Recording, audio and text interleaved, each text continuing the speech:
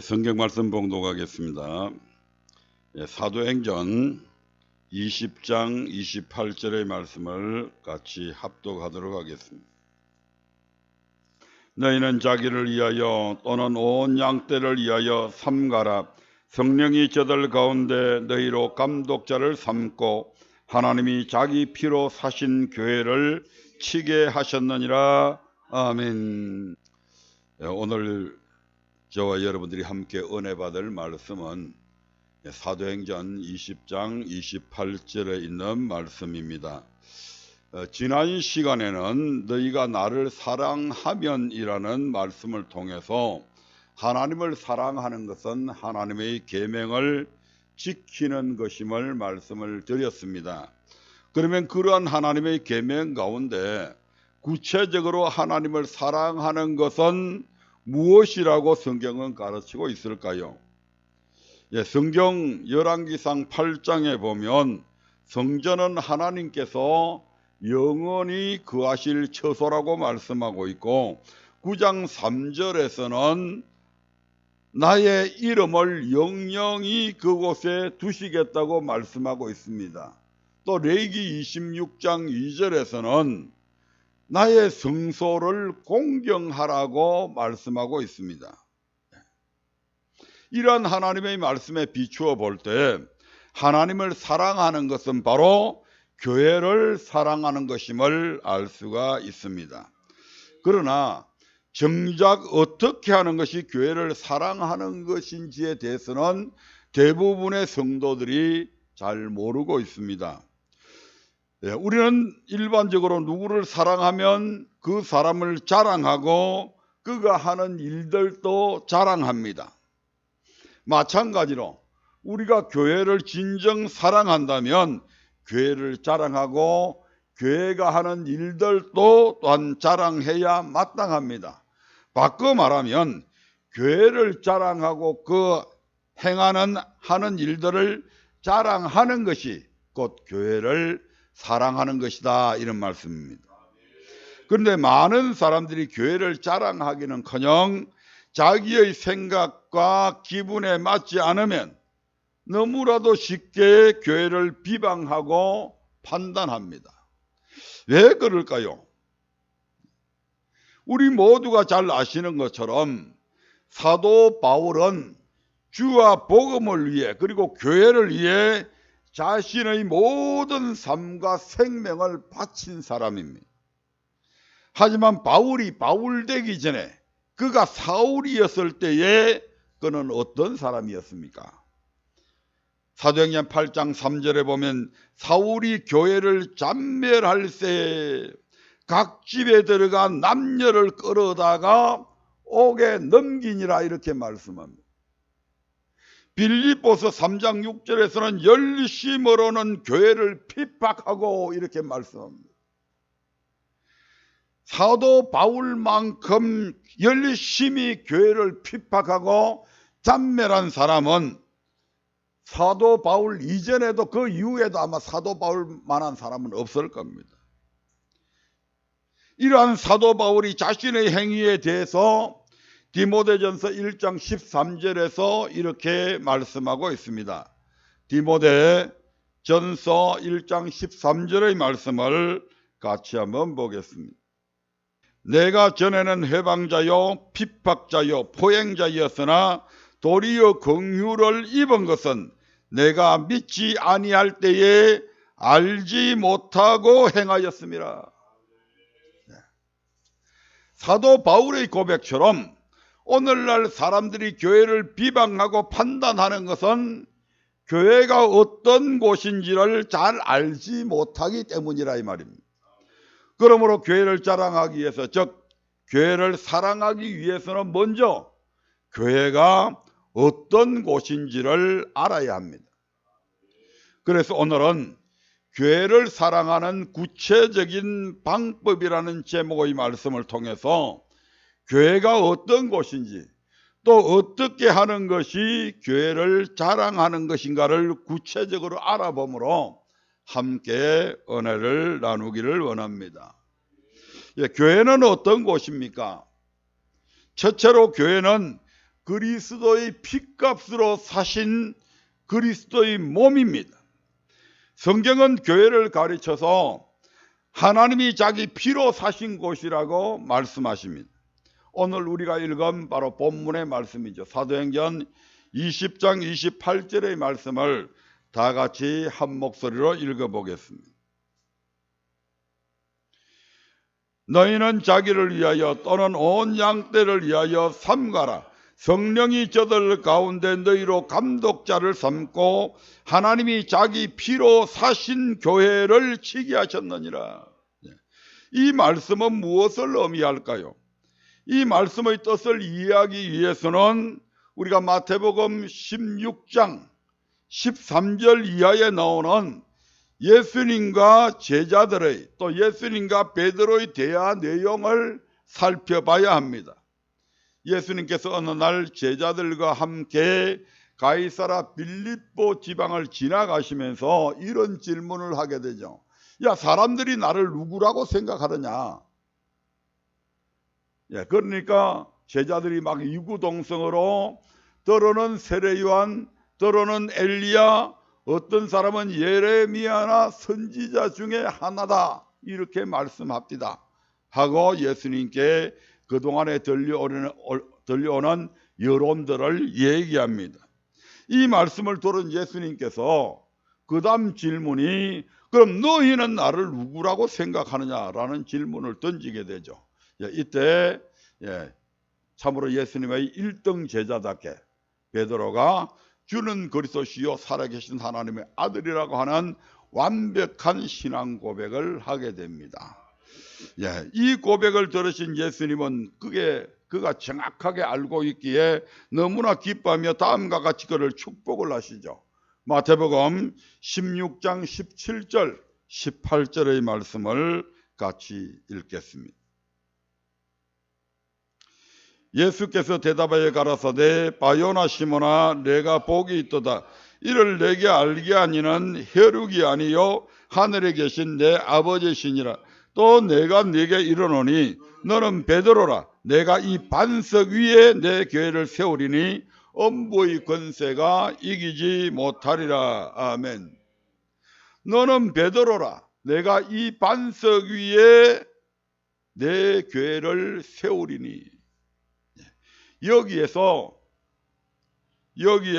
이 반석이란 주는 그리스도시요 살아계신 하나님의 아들이시니다 하는 베드로의 고백을 말합니다.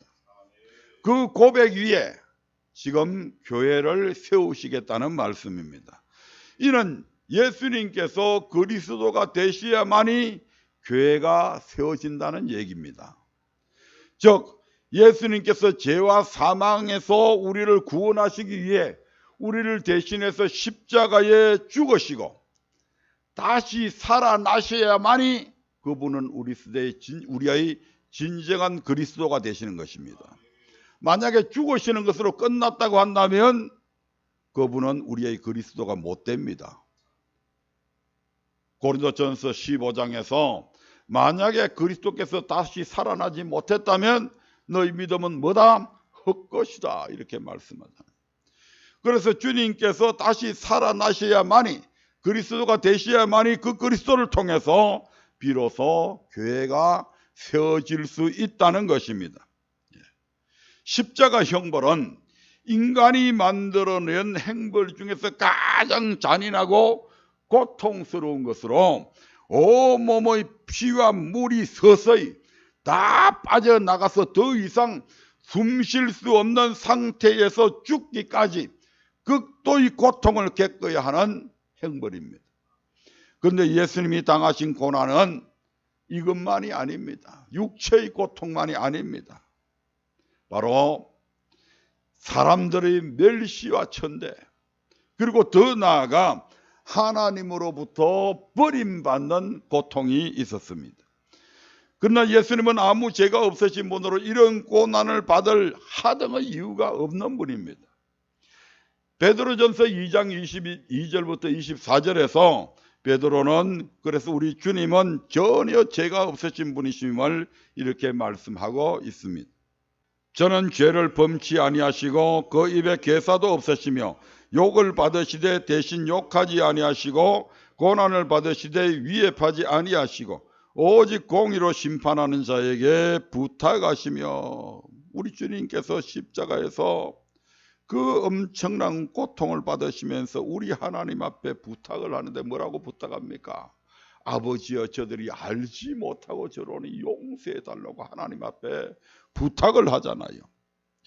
24절, 친히 나무에 달려 그 몸으로 우리 죄를 담당하셨으니 이는 우리로 죄에 대하여 죽고 의에 대하여 살게 하려 하심이라. 제가 채찍에 맞음으로 너희는 나음을 얻었나니.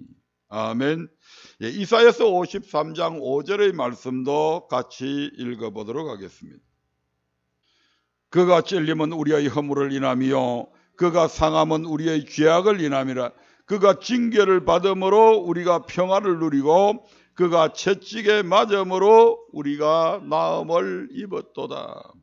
이처럼 아무런 죄가 없으신 예수님께서 십자가에 달리신 것은 그 몸으로 우리 죄를 담당하사 우리로 하여금 죄에 대하여는 죽고 의에 대하여 살게 하기 위함이었음을 알 수가 있습니다.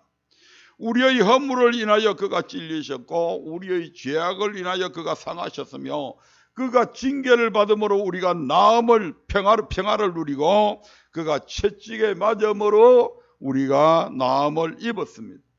그럼에도 불구하고 사람들은 예수님이 징벌을 받아서 하나님께 맞으며 고난을 당한다고 생각하며 그 예수님을 멸시해버렸습니다. 이사야 53장 3절부터 4절의 말씀을 같이 읽어보도록 하겠습니다. 그가 멸시를 받아서 사람에게 시름바 되었으며 강고를 많이 겪었으며 질고를 아는 자라.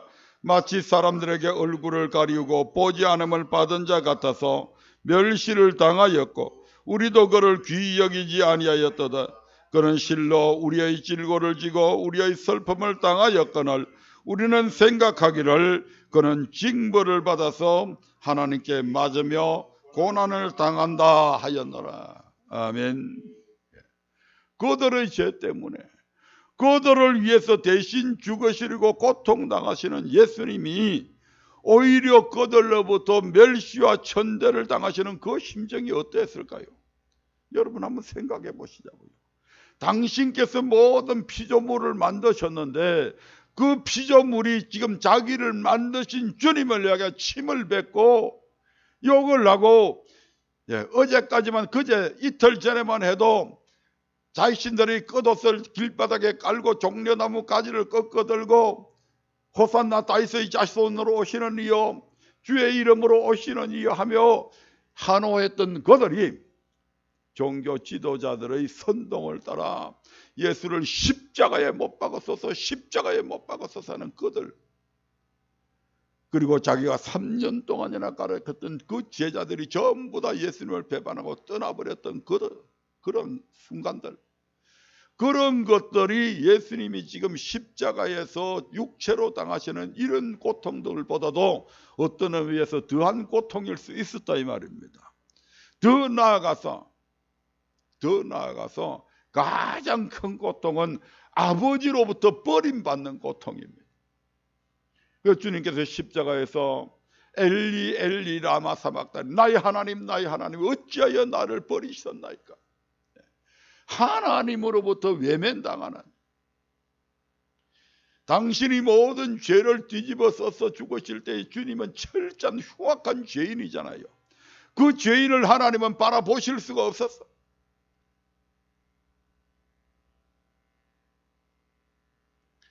이러한 주님의 엄청난 십자가 고난이 있었기에 오늘 저와 여러분이 구원받을 수 있었고, 이 같은 주님의 십자가 죽음으로 말미암아 이 땅에 비로소 교회가 세워지게 되었습니다.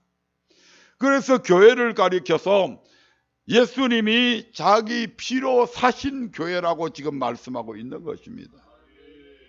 교회가 그냥 세워진 게 아니에요. 또한 예수님은 자기 육체를 가리켜서 성전이라고 말씀하고 하셨습니다. 요한복음 2장 21절의 말씀을 봅니다. 그러나 예수는 성전된 자기 육체를 가리켜 말씀하신 것이라. 에베소서 1장 23절에서도 교회는 그의 몸, 곧 예수 그리스도의 몸이라고 말씀합니다. 골로새서 1장 18절에서는 예수님은 몸된 교회의 머리라고 말씀합니다. 이와 같이 교회의 머리는 예수 그리스도십니다. 교회는 예수 그리스도의 핏값으로 사신 그의 몸된 곳입니다. 그러므로 교회를 자랑하는 것은 교회의 머리이신 예수님을 자랑하는 것이고, 교회를 비방하고 판단하는 것은 교회의 머리이신 예수님을 비방하고 판단하는 것이 된다 이 말입니다. 교회를 그토록 해방하고 핍박하던 사울이 교회를 위해 충성하고 헌신하는 사람으로 변화될 수 있었던 것도 바로 이 사실을 알게 되었기 때문입니다. 아멘. 사도행전 9장 3절부터 5절의 말씀을 한번 보겠습니다. 거기에 보면 사도 바울이 예수 믿는 자들을 잡아 죽이려고 다메섹으로 가는 도중에 예수님을 만나게 되는 장면이 나오죠. 그 장면을 통해서 비로소 사도 바울은 교회는 그리스도의 몸이구나 하는 사실을 깨닫고 그때부터 교회를 핍박하는 일을 중단하게 됩니다. 함께 읽어봅니다. 사울이 행하여 다메섹에 가까이 가더니 호련히 하늘로서 빛이 저를 둘러 비치는지라. 땅에 엎드려져 들음에 소리 있어 가라사대 사울아 사울아 네가 어찌하여 나를 핍박하느냐 하시거늘 대답하되 주여 니시오니까 가라사대 나는 네가 핍박하는 예수라. 사울이 다메섹 도성에서 부활하신 예수님을 만남으로 자신이 핍박하는 잔멸에서 없애버리려고 하는 그 교회가 바로 예수 그리스도라는 것을 알게 된 이후로 그는 예수 그리스도의 몸된 교회를 위하고 교회를 자랑하는 일에 자신의 일생의 삶을 바치게 됩니다. 둘째로 교회는 여호와께서 영원히 거하실 처소이며 여호와의 이름을 둔 곳입니다. 하나님은 출애굽한 이스라엘 백성과 시내산에서 언약을 체결한 후에 가장 먼저 그들에게 성소를 지으라고 말씀을 하십니다. 출애굽기 25장 8절의 말씀을 한번 보겠습니다. 내가 그들 중에 거할 성소를 그들을 시켜 나를 위하여 짓되. 이 말씀으로 볼 때 성소는 어떤 곳입니까? 여호와께서 백성 가운데 거할 장소라고 말씀하고 있지 않습니까? 이러한 사실은 솔로몬이 그 아버지인 다윗이 계획만 하고 이루지 못했던 성전 건축을 마친 후에 고백한 내용에서도 잘 알 수가 있습니다. 열왕기상 8장 13절의 말씀을 보겠습니다. 내가 참으로 주를 위하여 계실전을 건축하였사오니 주께서 영원히 거하실 처소로소이다고. 솔로몬은 자신이 건축한 성전을 가리켜서 지금 뭐라고 얘기합니까? 주께서 영원히 거하실 처소다. 아멘. 그래서 하박국서 2장 20절에서는 오직 여호와는 성전에 계신다고 말씀하고 있습니다. 오직 여호와는 그 성전에 계시니 온 천하는 그 앞에 잠잠할지니라. 무소부지하신 하나님은 우주 가운데 편만하게 계시는 분이십니다. 우리 하나님께서 이 우주에 계시지 않는 곳이 없습니다.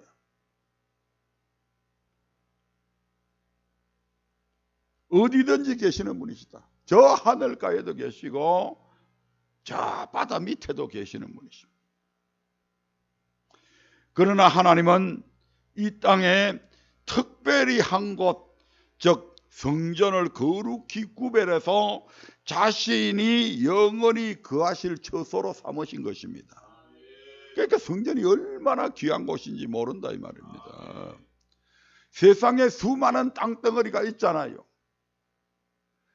수많은 고층 빌딩, 화스런 그런 건축물들이 얼마나 많아요. 그러나 성전보다 더 가치 있고 성전보다 더 귀하고 성전보다 더 아름다운 것은 없습니다. 왜 그렇습니까? 그곳이 바로 하나님께서 거하시는, 영원히 거하시는 처소이기 때문에 그렇다 이 말입니다. 그리고 성전을 가리켜서 여호와의 이름을 둘 만한 집이라고 말씀하고 있습니다. 열왕기상 8장 16절의 말씀을 한번 보겠습니다. 내가 내 백성 이스라엘을 애굽에서 인도하여 낸 날부터 내 이름을 둘 만한 집을 건축하기 위하여 이스라엘 모든 지파 가운데서 아무 성읍도 택하지 아니하고 다만 다윗을 택하여 내 백성 이스라엘을 다스리게 하였노라 하신지라. 열왕기상 9장 3절의 말씀도 한번 보겠습니다. 저에게 이르시되 네가 내 앞에서 기도하며 간구함을 내가 들었은즉 내가 내 건축한 이 전을 거룩하게 구별하여 나의 이름을 영영히 그곳에 두며 나의 눈과 나의 마음이 항상 거기 있으리니 이와 같이 성전은 여호와의 이름을 영영히 둔 곳이고 주께서 영원히 거하실 처소입니다. 그러므로 교회를 자랑하는 것은 교회 안에 계신 하나님을 자랑하는 것이지만 교회를 비방하고 판단하는 것은 교회 안에 계신 하나님을 비방하고 판단하는 것이 된다는 것을 잘 알아야 할 것입니다. 여러분은 어떻습니까? 교회를 자랑하는 자입니까? 아니면 교회를 비방하고 판단하는 자입니까? 어떤 이들은 교회를 위한다고 하면서 자기 생각으로 교회의 허물이나 부족한 면들을 덜추어내고 비판하기도 합니다. 하지만 말씀에 비추어 볼 때 그것은 결코 교회를 이해하는 것도 교회를 사랑하는 것도 아닙니다. 따라서 우리는 주께서 영원히 거하실 처소이며 하나님의 이름이 있는 곳, 그리스도의 몸된 교회를 자랑해야 되며 교회의 허물이나 부족한 부분을 위해서는 기도해야 합니다. 왜냐하면 이것이 곧 교회를 사랑하는 것이고 교회의 머리 대신 예수님을 사랑하는 것이기 때문입니다. 지금까지는 교회는 어떤 곳인가에 대해서 살펴보았습니다. 이제는 그러면 어떻게 하는 것이 교회를 자랑하는 것인가, 여기에 대해서 살펴보려고 합니다. 첫째로 주의 종을 자랑하는 것이 교회를 자랑하는 것이 됩니다. 마태복음 10장 40절의 말씀을 한번 보겠습니다. 마태복음 10장 40절입니다. 너희를 영접하는 자는 나를 영접하는 것이요 나를 영접하는 자는 나 보내신 이를 영접하는 것이니라. 여기에서 너희는 예수님의 제자들을, 나는 예수님을 가리킵니다. 따라서 이 말씀은 예수님의 제자들 곧 주의 종을 영접하는 자는 예수님을 영접하는 것이라는 의미입니다. 그러므로 주의 종을 자랑하는 것은 예수님을 자랑하는 것이 되고 예수 그리스도의 몸된 교회를 자랑하는 것이 된다는 것입니다. 다시 말해 교회를 자랑하기 원한다면 주의 종을 자랑해야 한다 이 말입니다. 그동안 여러분은 얼마나 주의 종을 자랑하며 살아왔습니까? 혹 주의 종을 자랑하는 것은 고사하고 주의 종의 작은 허물만 보여도 쉽게 그를 비방하며 판단하지는 않았습니까? 이제부터라도 주의 종의 허물과 죄는 덮어주며 그를 자랑하시기를 바랍니다. 그것이 여러분들에게 큰 복이 될 것입니다.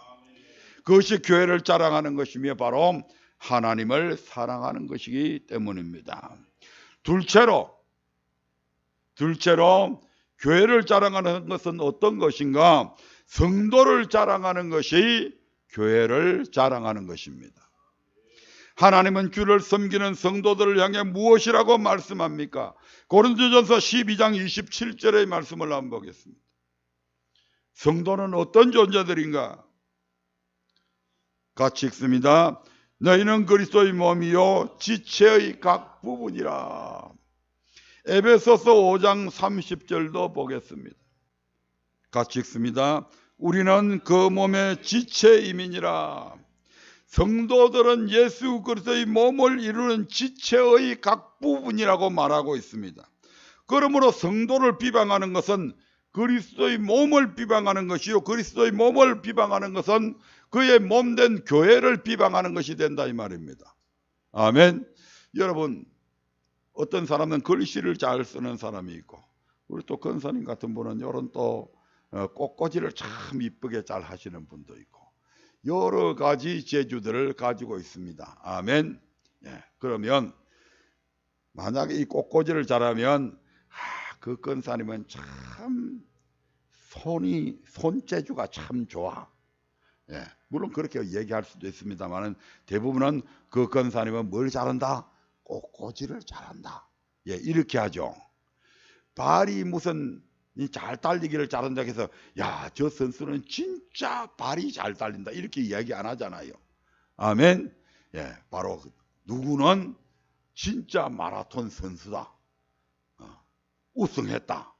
예, 이렇게 얘기하잖아요. 예, 지체가 달려있지만 그 지체가 잘한다고 해서 지체를 얘기하는 것이 아니고 그 사람을 지칭하게 되잖아요. 아멘. 예, 그러므로 반대로 성도를 이렇게 자랑하는 것은 바로 그래서 누구를? 그리스도를 자랑하는 것이 된다 이 말입니다. 반대로 성도를 비방하면 그리스도를 비방하는 것이 되고, 반대로 성도를 칭찬하고 자랑하는 것은 그리스도의 몸을 칭찬하고 자랑하는 것이 되고, 그의 몸된 교회를 칭찬하고 자랑하는 것이 됩니다. 아멘. 그러므로 비록 성도의 허물이 보이더라도 사랑으로 덮어주고 용서해주며 그의 좋은 점과 잘하는 일에 대해서 힘써 자랑하시기를 바랍니다.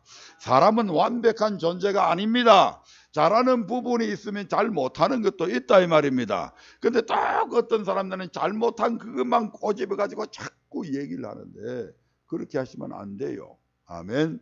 우리 성도들은 같은 성도들이 있을 때라도 그분들이 잘하는 것 하나 있으면 그 잘한 것 갖고 칭찬해 주고, 또 다른 데 나가서도 그렇게 자랑해 주고, 이게 바로 그리스도를 자랑하는 것이고 교회를 자랑하는 것이 된다 이 말입니다. 그리할 때 여러분은 진정 교회를 자랑하고 교회를 사랑하는 사람이 될 것입니다. 마지막으로 세 번째, 교회를 통해서 선한 행실을 하는 것이 교회를 자랑하는 것이 됩니다. 앞서 살펴보았듯이 교회를 사랑하는 방법에는 주의 종을 사랑하는 것과 성도들을 자랑하는 것이 있었습니다. 그러면 또 어떻게 하는 것이 교회를 자랑하는 것일까요? 그것은 교회를 통해서 선한 행실, 즉 선교하고 구제하는 것까지 다 포함돼서 그렇게 하는 것입니다. 하나님은 구약시대 때부터 가난한 자들을 구제하라고 우리에게 명령하셨습니다. 신명기 14장 28절 29절의 말씀을 봅니다. 매 3년 끝에 그의 소산의 10분의 1을 다 내어 내 성읍에 저축하여 너희 중에 분깃이나 기업이 없는 레위인과 내 성중에 우거하는 객가 및 고아와 가부들로 와서 먹어 배부르게 하라. 그리하면 내 하나님 여호와께서 너희 손으로 하는 범사에 내게 축복을 주시리라.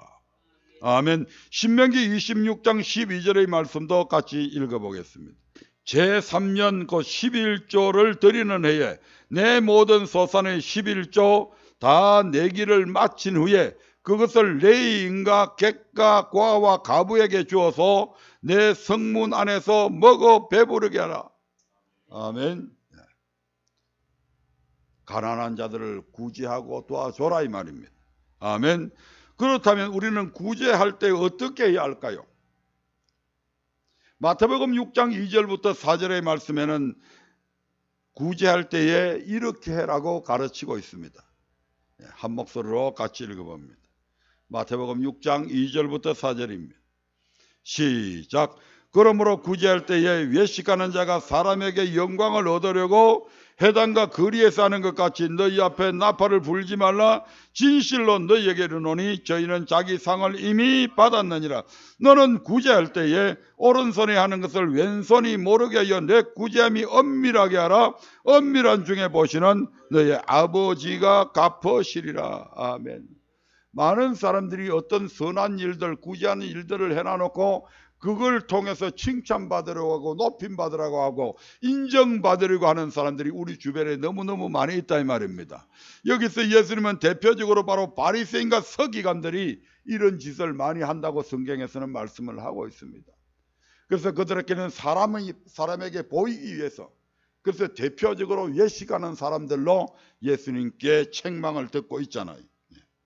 구제할 때에 외식하는 자가 사람에게 영광을 얻으려고 해당과 거리에서 하는 것 같이 나팔을 불지 말고 오른손이 하는 것을 왼손이 모르도록 엄밀하게 하라고 말씀하십니다.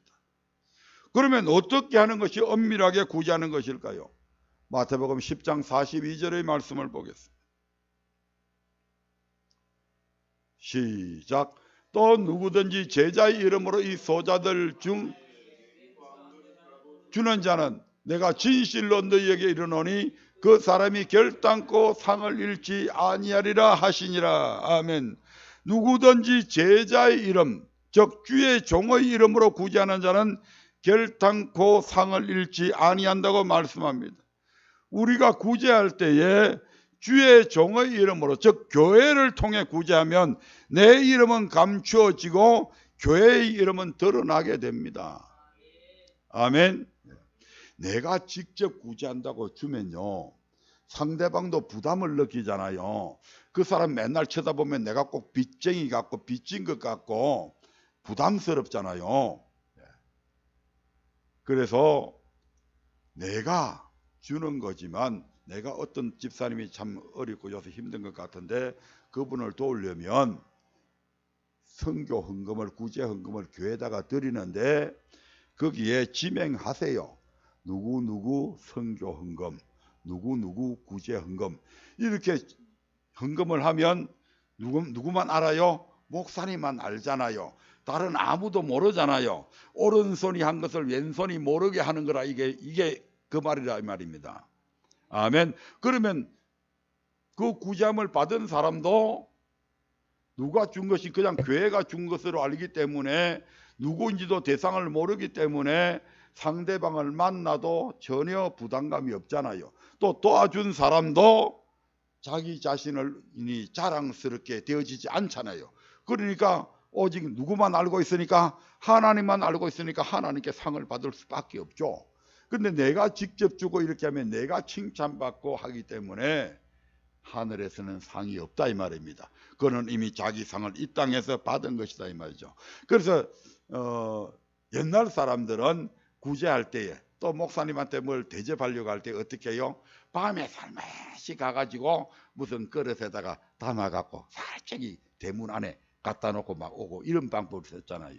예, 그냥 물론 이제 그런 것도 됩니다만은, 오른손이 하는 것을 왼손이 모르게 하는 것은 바로 교회를 통해서, 이렇게 주의 종을 통해서 할 때에 진짜 아무도 모르게 되는 겁니다. 아멘. 이처럼 구제, 선교와 같은 선한 행실을 내 이름으로 하지 아니하고 교회를 통해서 할 때 우리는 교회를 자랑하게 되고 결과적으로 하나님께 영광을 돌려드리게 되는 것입니다. 말씀을 맺으려고 합니다.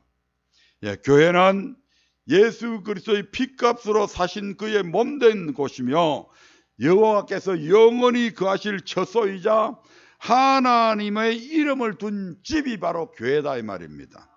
그러므로 저와 여러분은 교회를 비방하거나 판단해서는 안 되고, 더욱이 교회를 해방하거나 그치게 하는 일은 절대로 해서는 안 되며 교회를 힘써 자랑해야 합니다. 그리고 교회를 자랑하는 것은 바로 누구를 자랑하는 것이다? 주의 종을 자랑하는 것이고, 성도들을 자랑하는 것이고, 그리고 교회를 통해서 선한 행실을 하는 것이 바로 교회를 자랑하는 것이 되고, 교회를 사랑하는 것이 되고, 교회의 머리 대신 예수님께 영광을 돌리게 되는 것이다 이 말입니다. 그러면 이처럼 교회를 사랑하는 자에게는 어떤 복이 주어질까요? 시편 122편 6절부터 9절의 말씀을 보겠습니다. 시편 122편 6절부터 9절입니다. 같이 읽겠습니다. 예루살렘을 위하여 평안을 구하라. 예루살렘을 사랑하는 자는 형통하리로다. 내 성 안에는 평강이 있고 내 궁중에는 형통이 있을지어다. 내가 내 행제와 붕우를 위하여 이제 말하리니 내 가운데 평강이 있을지어다. 여호와 우리 하나님의 집을 위하여 내가 내 복을 구하리로다. 아멘. 예루살렘 곧 교회를 위해서 평안을 구하고 사랑하는 자는 그의 삶에 행통이 있을 것이고 그의 삶에 평강이 있을 것이라고 말씀합니다.